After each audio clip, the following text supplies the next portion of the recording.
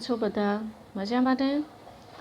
આપણે વાત કરતા હતા 12 કોમર્સ વાણિજ્ય વ્યવસ્થા, જેમાં 5 ચેપ્ટર સુધીનો આપણે અભ્યાસ કર્યો છે અને હવે આજથી આપણે 6થું ચેપ્ટર શરૂ કરી રહ્યા છીએ. પોસ્ટ કોમર્સ સૂત્ર પ્રમાણે આપણે P for planning, O for organizing, S for staffing and D for directing એટલે દોરવણી વિશે આપણે અભ્યાસ કરવાનો છે. તો આ પ્રકરણમાં આપણે કઈ કઈ બાબતોનો સમાવેશ કરીશું? તો દોરવણીનો અર્થ, તેની લાક્ષણિકતાઓ, દોરવણીનું મહત્ત્વ, દોરવણીના તત્વો કયા કયા રહેલા છે, નિરીક્ષકના કાર્યો કયા કયા છે, અભિપ્રેરણ એટલે શું, તેની લાક્ષણિકતાઓ શું, તે જરૂરિયાતો માસ્લો દ્વારા આપવામાં અબ્રાહમ માસ્લો દ્વારા આપવામાં આવેલી જરૂરિયાતોનો અગ્રતાક્રમ, નાણાકીય અને બિન નાણાકીય પ્રોત્સાહનો જે આપવામાં આવે છે અલગ અલગ એકમની અંદર, તેના વિશે ચર્ચા કરીશું. નેતૃત્વ વિશે ચર્ચા કરીશું, જેમાં નેતૃત્વ કોને કહેવાય, નેતાના લક્ષણો કેવા હોય, તેના ગુણો કેવા હોવા જોઈએ, સારો નેતા કેવો હોવો જોઈએ તેની ચર્ચા કરીશું. માહિતી સંચાર કોને કહેવાય? તમે 11મા ધોરણમાં ભણી ચૂક્યા છો. માહિતી સંચાર એટલે શું, માહિતી પ્રેષણ એટલે શું, તો તેની ચર્ચા કરીશું, તેના લક્ષણો વિશે સમજીશું. વૈદિક અને અવૈધિક માહિતી સંચાર એટલે શું, કારણ કે વૈદિક અને અવૈધિક માળખા વિશેનો અભ્યાસ આપણે કરી ચૂક્યા છીએ. તો વૈદિક અને અવૈધિક માહિતી સંચાર કોને કહેવાય તેના વિશે ચર્ચા કરીશું અને બંને વચ્ચેનો તફાવતની પણ ચર્ચા કરીશું. અસરકારક માહિતી સંચારના અવરોધો કયા કયા હોઈ શકે અને એ અવરોધોને દૂર કરવા માટેના કયા ઉપાયો હોઈ શકે, એટલી ચર્ચા આપણે આ ચેપ્ટરની અંદર કરવાની છે. તો શરૂઆત કરીશું આપણે પ્રસ્તાવનાથી. પ્રસ્તાવનાની અંદર આપણે દર વખતે, હું તમને અગાઉ પણ કહી ચૂકી છું કે જ્યારે પણ લાંબો પ્રશ્ન આપણે લખતા હોઈએ ત્યારે પ્રસ્તાવનાથી શરૂઆત કરવાની છે. લાંબો એટલે 5 માર્ક્સનો પ્રશ્ન, તો તેની અંદર આપણે પ્રસ્તાવના ફરજિયાત લખીશું. આ ઇન્ટ્રોડક્શન છે કે જેને લીધે થઈને ખ્યાલ આવે છે કે તમે એક ભૂમિકા બાંધો છો, જેના વિશે આપણને લખવાનું છે, તો એને કહેવાય પ્રસ્તાવના. તો દોરવણીની પ્રસ્તાવનાની અંદર સંચાલનના કાર્યમાં મુખ્યત્વે આયોજન, પ્રબંધ એટલે વ્યવસ્થા તંત્ર, આપણે એની ચર્ચા કરી ચૂક્યા છીએ, કર્મચારી વ્યવસ્થા અને અંકુશ, આ બધાનો તેની અંદર સમાવેશ થાય છે. પરંતુ સંચાલકોએ લીધેલા નિર્ણયોનો અમલ દોરવણી દ્વારા જ થઈ શકે છે. જો આપણે ડાયરેક્શન ન આપીએ તો નિર્ણય લેનારી વ્યક્તિઓ બીજી છે, અમલ કરનારી વ્યક્તિઓ બીજી છે. જો એને સમજાવવામાં ન આવે તો સારો યોગ્ય લીધેલો નિર્ણય પણ અમલ વ્યવસ્થિત રીતે ન થાય તો સફળ થતો નથી, અને એટલા માટે દોરવણી જરૂરી છે. દોરવણી આયોજન અને વ્યવસ્થા તંત્ર દ્વારા લેવાયેલા નિર્ણયોને અમલમાં મૂકવાનું કાર્ય કરે છે. કર્મચારીઓને સોંપેલું કામ કરવું એ દોરવણીનું કામ છે. ધંધાકીય એકમનું ધ્યેય અનેક વ્યક્તિઓના સહકાર વિના સિદ્ધ થઈ શકે જ નહીં. આપણે પહેલાં પણ ચર્ચા કરી ચૂક્યા છીએ, સ્ટાફિંગમાં આપણે આ બાબતની ચર્ચા કરી છે કે એક જ એકમની અંદર અસંખ્ય પ્રમાણમાં કર્મચારીઓ કામ કરતા હોય છે, પુષ્કળ પ્રમાણમાં વ્યક્તિઓ તેની સાથે જોડાયેલી હોય છે. તો એ સંચાલકોએ કોઈ પણ પ્રકારના નિર્ણયો લીધા હોય તો એમાં કામ કરનારી વ્યક્તિઓ જ તે નિર્ણયોને પાર પાડે છે. ને એટલા માટે જ વિના સહકાર નહીં ઉદ્ધાર એ સ્લોગન અસ્તિત્વમાં આવ્યું છે. એકબીજાના સાથ અને સહકારથી જ લીધેલા નિર્ણયો અમલમાં મૂકી અને ધાર્યા પરિણામો પ્રાપ્ત કરી શકાતા હોય છે. સંચાલકે પોતાના હાથ નીચેના જે કંઈ પણ માણસો છે એના પર દેખરેખ રાખવી પણ એટલી જ જરૂરી બની જાય છે, કારણ કે મનુષ્ય છે ને એ પ્રાણી જેવું છે. એને જો ધ્યાન રાખવામાં ન આવે, એના પર વોચ રાખવામાં આવે, બહુ ઓછા લોકો એવા હશે કે સિરિયસલી પૂરા ડેડિકેશનથી પોતાનું વર્ક કરે છે, પણ કેટલાક લોકો જો જોવામાં આવે તો એની નોંધ લેવાતી હોય તો બહુ સારું અને વ્યવસ્થિત રીતે કામ કરશે. પણ જો એને એના હાલ પર છોડી દેવામાં આવે તો એ કામમાં દિલદગડાઈ કરવા માંડે છે, વ્યવસ્થિત રીતે કામ નથી કરતો, એ પોતાના કામ પ્રત્યેનું ડેડિકેશન જે છે એ ઘટી જાય છે, અને એટલા માટે જ એના પર દેખરેખ રાખવી જરૂરી બની જાય છે. બીજું કારણ દેખરેખ રાખવાનું એ પણ છે કે દેખરેખ રાખવામાં આવે ને તો વર્ક દરમિયાન એને કોઈપણ પ્રકારના પ્રશ્નો ઉપસ્થિત થતા હોય, કોઈપણ વિચલનો હોય તો એને માર્ગદર્શન આપીને તેનો તાત્કાલિક નિવેડો લાવી શકાય છે, અને પરિણામ સ્વરૂપ વિના વિઘ્ને કામ ચાલી શકે છે. એટલા માટે પણ દેખરેખ જરૂરી છે. તો આવી રીતે દેખરેખ રાખવાની, તેને સૂચનાઓ આપવાની, તેને હુકમ આપવાના, ઓર્ડર્સ આપવાના અને સક્રિય નેતાગીરી પૂરી પાડવી, એ બધાનો સમાવેશ દોરવણીની અંદર થાય છે. દરેક એકમની અંદર કર્મચારીઓને કાર્યક્ષમતાનો આધાર દોરવણી ઉપર જ રહેલો હોય છે. દોરવણી આપનાર સક્ષમ હોય તો સામાન્ય કક્ષાનો કર્મચારી પણ ઉત્તમ કાર્ય આપી શકે છે. દરેક વ્યક્તિમાં ટેલેન્ટ રહેલું છે, પણ એ ટેલેન્ટનો કેવી રીતે ઉપયોગ કરવો, એનામાં રહેલી સુસુપ્ત શક્તિઓને કેવી રીતે બહાર લાવવી, એ કામ દોરવણી આપનારનું છે. જો દોરવણી આપનારમાં આ વસ્તુ હોય ને તો સામાન્ય માણસ પાસેથી પણ સારામાં સારી ગુણવત્તાવાળું કામ લઈ શકાતું હોય છે. તેના બદલે જો દોરવણી આપનાર બિનકાર્યક્ષમ હોય, તેનામાં ક્ષમતા ન હોય બીજી વ્યક્તિઓ પાસેથી કામ લેવાની, તો એવું બને કે ટેલેન્ટેડ માણસ હોય, તેનામાં પુષ્કળ પ્રમાણમાં આવડત કૌશલ્ય હોય અને છતાં પણ તેની પાસેથી ધાર્યું કામ લઈ શકાય નહીં. એટલે દોરવણી આપનાર સક્ષમ હોવો જોઈએ, બહુ જ જરૂરી છે. આ બધી બાબતો એટલા માટે જરૂરી છે કે જે કાંઈ પણ વ્યક્તિઓ દોરવણી આપે છે એનામાં એક લાયકાત હોવી જોઈએ બીજી વ્યક્તિઓ પાસેથી કામ લેવાની, અને એનામાં એક કળા હોવી જોઈએ, જેને લીધે થઈને દોરવણી છે ને એ સંચાલનનું એક અનિવાર્ય અંગ છે તેમ કહેવામાં આવે છે. ધંધાકીય એકમમાં દોરવણી અને માર્ગદર્શન પૂરા પાડવાનું કાર્ય યુદ્ધમાં વ્યૂહરચના ઘડવાના કાર્ય જેવું જ છે. એટલે કેટલું ઇમ્પોર્ટન્સ છે તે તમને ખ્યાલ આવી જશે. યુદ્ધમાં જો સ્ટ્રેટેજી બરોબર બનાવવામાં આવે તો યુદ્ધ આપણે જીતી જતા હોઈએ છીએ, પણ જો યુદ્ધમાં કોઈ પણ ભૂલ થઈ જાય તો સામાન્ય યુદ્ધ પણ યોદ્ધા હારી જતો હોય છે. એટલે અહીંયા યુદ્ધના ધોરણે કામગીરી શરૂ કરવામાં આવે છે, એવું આપણે એવા શબ્દો સાંભળીએ છીએ. એની સાથે સાથે એ વસ્તુ એ પણ જોઈએ છે કે જેમ યુદ્ધમાં આ બધું એટલું, જેમ યુદ્ધની વ્યૂહરચના ઘડવાનું કામ જેટલું મહત્ત્વનું છે, એની સાથે કમ્પેરિઝન કરીએ છીએ આપણે એકમની અંદર દોરવણી આપવાનું, એટલે કે માર્ગદર્શન આપવાનું, તો એટલું જ મહત્ત્વનું આ કાર્ય પણ રહેલું છે. તેમાં સાધન સામગ્રી અને માનવ શક્તિઓના ઉપયોગી વિશિષ્ટ પ્રથાઓ કેન્દ્રિત કરવા માટેના સ્થાનો, અર્થતંત્રની ગૂંચવણભરિત બાબતો અને ધંધાકીય એકમના સાતત્ય વગેરે વિશે વિચારણા કરવાની અને આદેશો આપવાની નૈતિક તેમજ વૈધિક જવાબદારીઓનો તેની અંદર સમાવેશ થાય છે. આ બધી બાબતો આપણને એના પરથી જ સ્પષ્ટ થઈ જાય છે કે વિશિષ્ટ પ્રથાઓ કેન્દ્રિત કરવી, એટલે દરેક એકમની પોતપોતાની આગવી વ્યૂહરચના હોય છે અને વ્યૂહરચના પ્રમાણે કામ કરવાની એની પદ્ધતિ અલગ હોય છે અને પરિણામ સ્વરૂપ તેની પ્રથા પણ અલગ હોય છે. દરેકના રીત રિવાજો જેમ સમાજની અંદર હોય છે ને, એવી રીતે એકમના પણ અલગ અલગ પ્રથાઓ ફોલો થતી હોય છે. વિશિષ્ટ પ્રથાઓ કેન્દ્રિત કરવા માટે એના માટેના સાધનો, અર્થતંત્રની ગૂંચવણભરી બાબતો, એ તો જે અર્થતંત્રમાં પડે ને એને ખ્યાલ આવે કે આ બધી વસ્તુઓ એટલી સહેલી નથી હોતી. કર્મચારી તો કામ કરીને છૂટો થઈ જાય છે, સંચાલકો માટે આ બધી વસ્તુઓ ખૂબ જ ગૂંચવણભરી હોય છે. કહેવાય ને કે નેવાના પાણી મૂવે ચડાવવા, એવા પ્રકારની પરિસ્થિતિનું નિર્માણ થતું હોય છે. એટલે બહુ જ કુનેહથી અને આવડતપૂર્વક સંચાલન કરવું પડતું હોય છે. તો આવી વિચારણા કરવાની અને આદેશો આપવાની જે નૈતિક અને વૈધિક જવાબદારી છે એ દોરવણીની અંદર સમાવિષ્ટ થાય છે. હવે લઈશું દોરવણીનો અર્થ, જેને આપણે એના મિનિંગમાં જોઈશું કે સામાન્ય અર્થમાં દોરવણી એટલે કર્મચારીઓને માર્ગદર્શન આપવું અને તેમને તેમના કામગીરીથી વાકેફ કરવા, તેમના ઉપર દેખરેખ રાખવી અને તેમના કાર્યનો જુસ્સો ટકાવી રાખવો. જો કેટલી બાબતોનો સમાવેશ થાય છે, ચાર વસ્તુઓ તમારે મહત્ત્વપૂર્ણ છે અને એને વ્યવસ્થિત રીતે યાદ રાખવાની છે. એક તો કર્મચારીઓને માર્ગદર્શન આપવું, એટલે તેઓ જે કામ કરી રહ્યા છે તે કાર્ય તેઓએ ક્યારે કેવી રીતે કરવાનું છે તે વિશેનું તેમને ગાઈડન્સ આપવાનું હોય છે.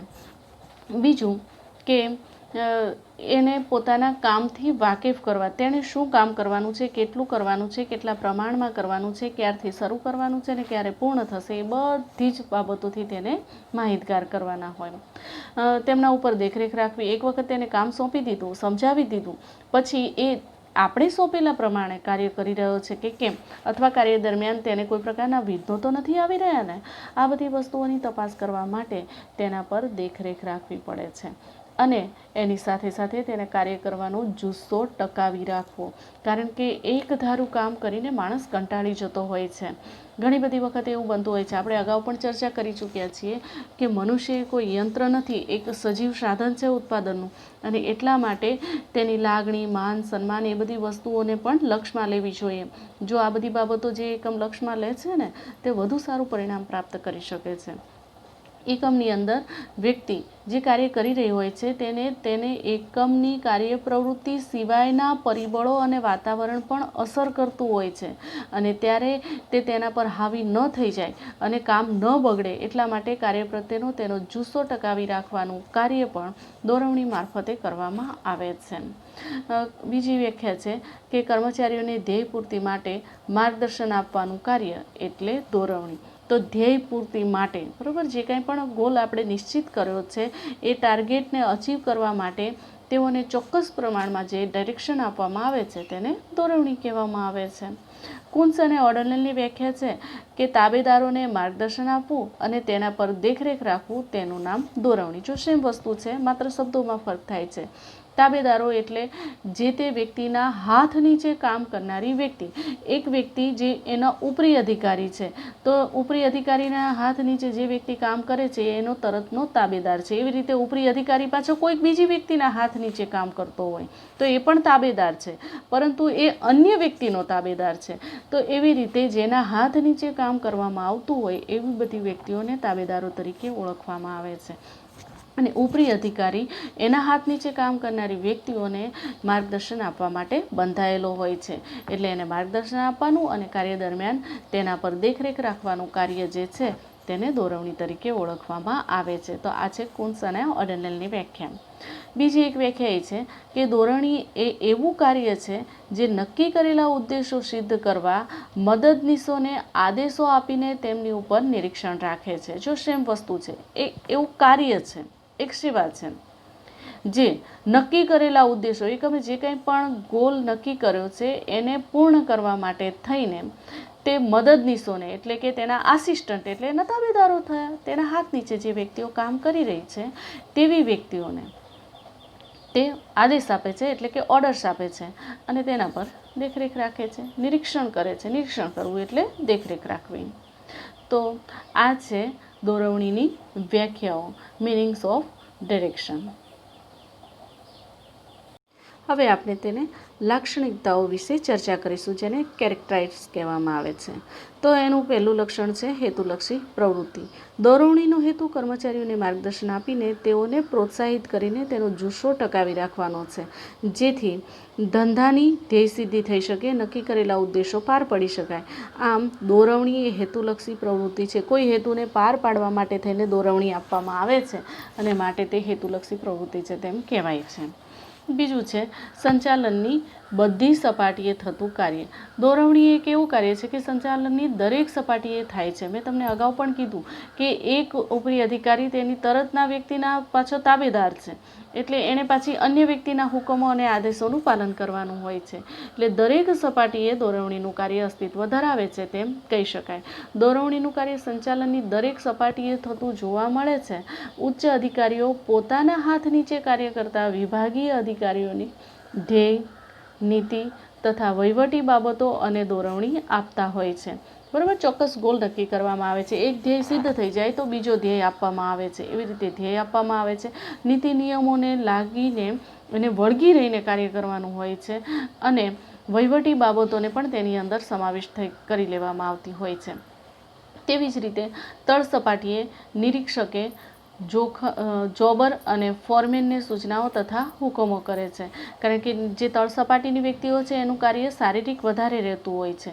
તો આવા જોબર અને ફોરમેન તેમના હાથ નીચે કામ કરતા જે કામદારો છે એને કર્મચારીઓ દોરવણી આપે છે. આમ ઉચ્ચ સપાટીથી તળ સપાટી સુધી તે ફેલાયેલું છે તેમ કહી શકાય. ત્રીજું છે સતત ચાલતી પ્રક્રિયા. ધંધાકીય એકમની પ્રવૃત્તિઓ જ્યાં સુધી ચાલે ત્યાં સુધી દોરવણીનું કાર્ય પણ અવિરતપણે ચાલ્યા કરે છે. જે કંઈ પણ કાર્યવિધિ તથા નીતિના અર્થઘટન અંગે કર્મચારીઓને સતત માર્ગદર્શન આપવું પડે છે, જેથી દોરવણી એ સતત ચાલતી પ્રક્રિયા છે. અહીંયા નિશાની કરી રાખજો, 2 માર્ક્સના પ્રશ્નોમાં પૂછાય છે. દોરવણી એ સતત ચાલતી પ્રક્રિયા છે. જ્યાં સુધી એકમ અસ્તિત્વ ધરાવે છે, હું રિપીટ કરું છું, જ્યાં સુધી એકમ અસ્તિત્વ ધરાવે છે ત્યાં સુધી એકમની અંદર કાર્યપ્રવૃત્તિ ચાલે છે, અને જ્યાં સુધી કાર્યપ્રવૃત્તિ ચાલે છે ત્યાં સુધી કર્મચારીઓ તેની અંદર કાર્ય કરે છે, અને એ કર્મચારીઓ પર દેખરેખ રાખવું પણ એટલું જ અનિવાર્ય છે. એટલા માટે એકમના અસ્તિત્વ દરમિયાન દોરવણીનું કાર્ય શરૂ જ રહે છે, માટે તે સતત ચાલતી પ્રક્રિયા છે. ત્યાર પછી વિશાળ ક્ષેત્ર કાર્યો પર દેખરેખ ચોથો પોઈન્ટ છે. દોરવણી આપવાનો ઉદ્દેશ દોરવણી પ્રમાણે કર્મચારીઓ કામ કરે છે કે નહીં તે જોવાનો છે, પરંતુ દોરવણી એ માત્ર હુકમો કે માર્ગદર્શન આપવાની પ્રક્રિયા નથી. તે ઉપરાંત આપેલી સૂચનાઓને હુકમો પ્રમાણે કામ થાય છે કે નહીં તે જોવાની જરૂરિયાત છે, અને એ અંગે દેખરેખ રાખવાની પ્રક્રિયા એટલે દોરવણી. એટલે દરેક કાર્ય પર દેખરેખ રાખવું જરૂરી બની જાય છે. ત્યાર પછીનો પાંચમો પોઈન્ટ છે વિશાળ કાર્યક્ષેત્ર. દોરવણીનું કાર્યક્ષેત્ર વિશાળ છે. તેમાં કર્મચારીઓને પણ માર્ગદર્શન કે શિખામણ આપવાની જરૂર નથી, પરંતુ સંચાલકો એકમ માટે લીધેલા નિર્ણયોની યોગ્ય સમજૂતી આપીને નિર્ણયોને અસરકારક અમલ થાય તે માટે પ્રયત્ન કરવાનો હોય છે, અને એટલા માટે તેનું કાર્યક્ષેત્ર વિશાળ છે તેમ કહી શકાય. ત્યાર પછી માહિતી સંચાર. દોરવણી એ કર્મચારીઓને હુકમો તથા માર્ગદર્શન આપવા કાર્યક્ષમ માહિતી સંચારની પૂર્વ શરત છે. જો માહિતી સંચાર પ્રક્રિયા વ્યવસ્થિત નહીં હોય તો યોગ્ય સમયે યોગ્ય કર્મચારીને યોગ્ય માર્ગદર્શન આપી શકાતું નથી. આપણને બધાને ખ્યાલ છે કે કર્મચારીઓ જે કંઈ પણ કામ કરી રહ્યા છે તેમને જે માર્ગદર્શન આપવામાં આવી રહ્યું છે એ માર્ગદર્શન જે તે વ્યક્તિઓ મારફતે આપવામાં આવે છે, પરંતુ ત્યારે જો તેના દ્વારા જે સૂચનો કે હુકમો આપવામાં આવે છે તેમાં જે તે વ્યક્તિ સુધી એટલે કે જેને આપવાનું છે ત્યાં સુધી પહોંચતા તેમાં જો ફેરફાર થાય તો એક્ઝેક્ટ જે મેસેજ આપવાનો છે તે જે તે વ્યક્તિ સુધી ચોક્કસ વ્યક્તિ સુધી પહોંચતો નથી. પરિણામ સ્વરૂપ મિસઅન્ડરસ્ટેન્ડિંગ થવાની શક્યતાઓ રહેતી હોય છે. એટલે માહિતી સંચાર સફળ અને અસરકારક હોવો બહુ જ જરૂરી છે. ત્યાર પછીનો આપણો સાતમો પોઈન્ટ છે પ્રોત્સાહન. કર્મચારીઓ પાસેથી વધુ સારું કાર્ય મેળવવા અને તેમને પ્રોત્સાહન આપવું પણ એટલું જ જરૂરી હોય છે. તો કર્મચારીઓને પ્રોત્સાહિત કરવા માટે ઉપરી અધિકારીઓ વ્યક્તિગત માર્ગદર્શન આપે છે. ઘણી બધી વખત તમે જોજો ખાલી કર્મચારીને વખાણના કીધેલા બે શબ્દો અથવા એની પીઠ થપથપાવવામાં આવે ને તો પણ એનામાં ગજબનું જોમ આવી જાય છે, એક ઉત્સાહ આવે છે.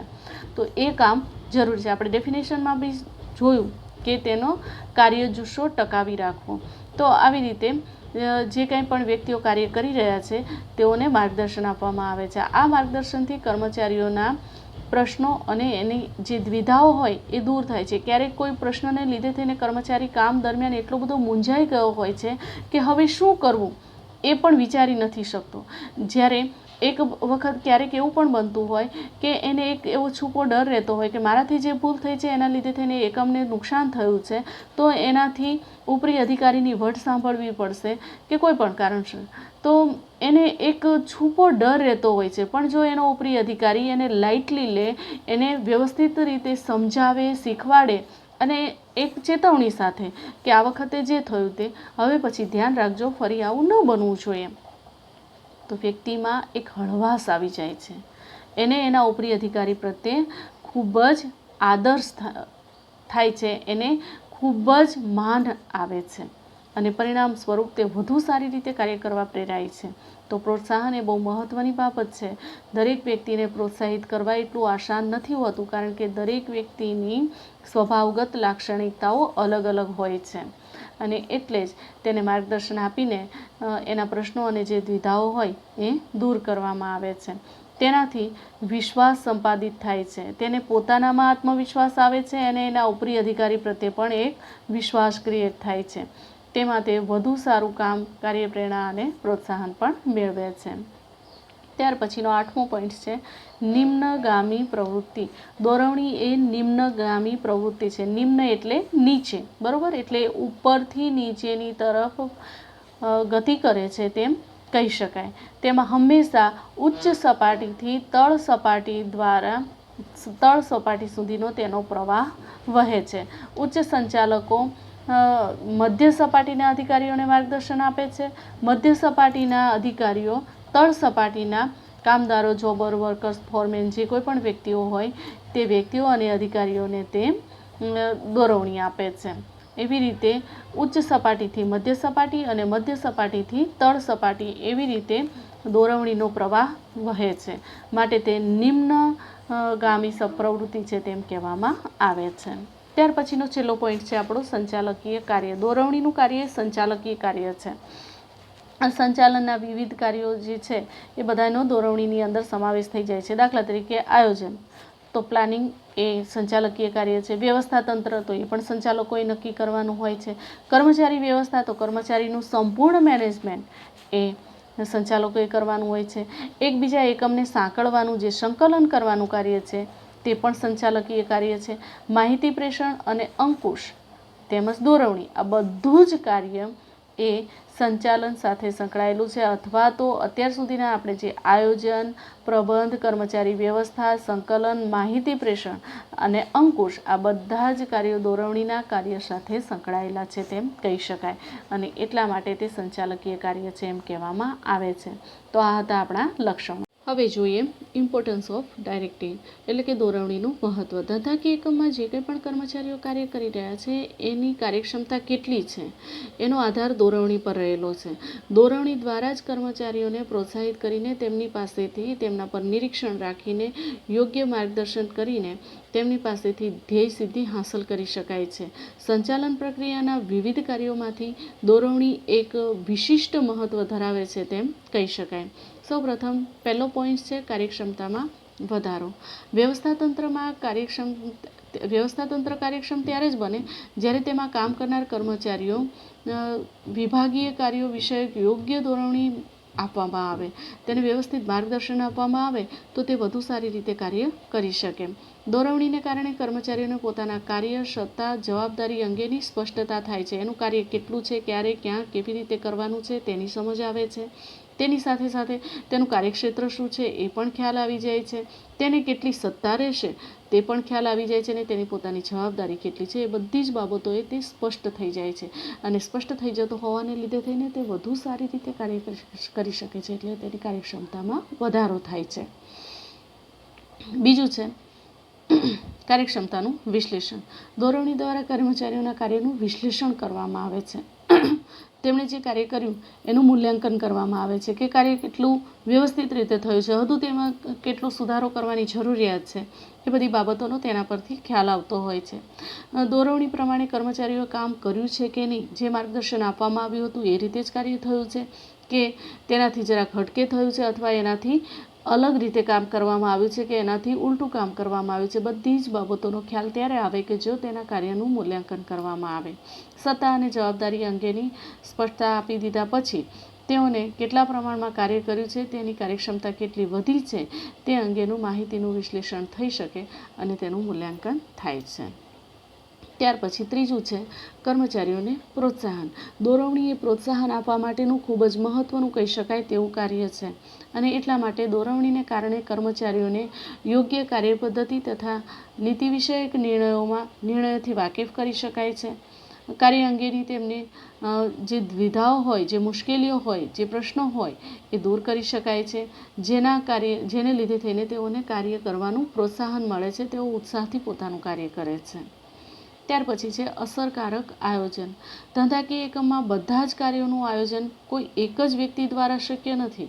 જુદી જુદી વ્યક્તિઓ મારફતે આયોજન કરવામાં આવતું હોય છે. એટલે આયોજન કરનાર અધિકારી મદદનીશો દ્વારા જરૂરી માહિતી મેળવે છે. પહેલાં તો એને એ જાણવું જરૂરી બની જાય છે, ભૂતકાળની માહિતી, આવનાર સમયની માહિતી, આ બધી જ બાબતો મેળવીને પછી જો આયોજન કરવામાં આવે તો વધુ સારી રીતે આયોજન થઈ શકે છે અને આયોજન સફળ પણ થાય છે. અને એટલા માટે આયોજન દ્વારા નિર્ધારિત કરેલા ધ્યેયને પાર પાડવાનું કામ દોરવણી મારફતે થતું હોય છે. ત્યાર પછી પાંચમો પોઈન્ટ છે અસરકારક વ્યવસ્થાતંત્ર. દોરવણીને કારણે દરેક કર્મચારીને તેની સત્તા અને જવાબદારીનો ખ્યાલ આવે છે. અગાઉ પણ આપણે કીધું કે સત્તા અને જવાબદારી સ્પષ્ટ થઈ જાય છે, જેના આધારે એને ખ્યાલ આવે છે કે તેની મર્યાદા કેટલી છે. તો સત્તા અને જવાબદારીનો તેને ખ્યાલ આવતો હોવાને લીધે થઈને વળી એની સાથે સાથે અધિકારીઓના હુકમો અને સૂચનાઓનું યોગ્ય રીતે તે પાલન કરી શકે છે, જેથી સમગ્ર વ્યવસ્થાતંત્ર અસરકારક બને છે અને વધુ સારા પરિણામો આપી શકે છે. ત્યાર પછીનો પોઈન્ટ છે છઠ્ઠો, સંકલન અને સહકાર. દોરવણી દ્વારા કર્મચારીઓના કાર્યનું સંકલન સાધી શકાય છે. એક કાર્ય બીજા કાર્ય પર ડિપેન્ડન્ટ હોય છે અને એટલા માટે એની વચ્ચે સંકલન સાધવું ખૂબ જ જરૂરી હોય છે. તો એ સંકલન સાધવાનું કાર્ય શક્ય બને છે. કર્મચારીના વ્યક્તિગત ધ્યેયોને એકમના મુખ્ય ધ્યેય સાથે જોડવામાં આવે છે. હવે કર્મચારીનો વ્યક્તિગત ધ્યેય શું? તેની પોતાની પ્રગતિ, અને કર્મચારીની પ્રગતિ એટલે એકમની પ્રગતિ. આપણે એમ કહીએ છીએ ને કે વ્યક્તિનો પ્રોગ્રેસ એટલે પરિવારનો એટલે સમાજનો એટલે રાજ્યનો એટલે દેશનો. એવી જ રીતે વ્યક્તિનો પોતાનો જે ધ્યેય સિદ્ધિ પ્રાપ્ત થાય છે એને લીધે થઈને જે વિકાસ થાય છે, સરવાળે એકમનો વિકાસ થાય છે. એટલે વ્યક્તિગત ધ્યેય સિદ્ધિ અને સરવાળે એકમની ધ્યેય સિદ્ધિ. તો એને લીધે થઈને જુદી જુદી વ્યક્તિઓ જે કાંઈ પણ પ્રકારનું જે કાર્ય કરતી હોય છે એના લીધે થઈને તે કર્મચારીઓ પાસેથી તેમનું કામ મેળવવાનું સરળ બની જાય છે.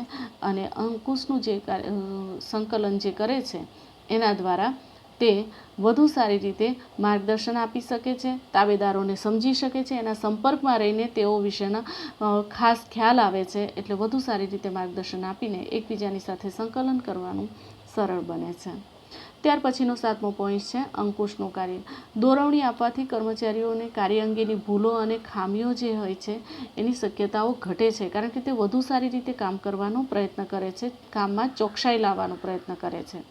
તેથી જ્યારે કોઈ અવરોધો ઊભા થાય ત્યારે કર્મચારીઓ તેનો ઉકેલ લાવી આપે છે. પરિણામે તેમનું સાતત્ય વધે છે અને કર્મચારીઓનો જુસ્સો પણ વધે છે. 9મું છે વિચલનોની શોધ.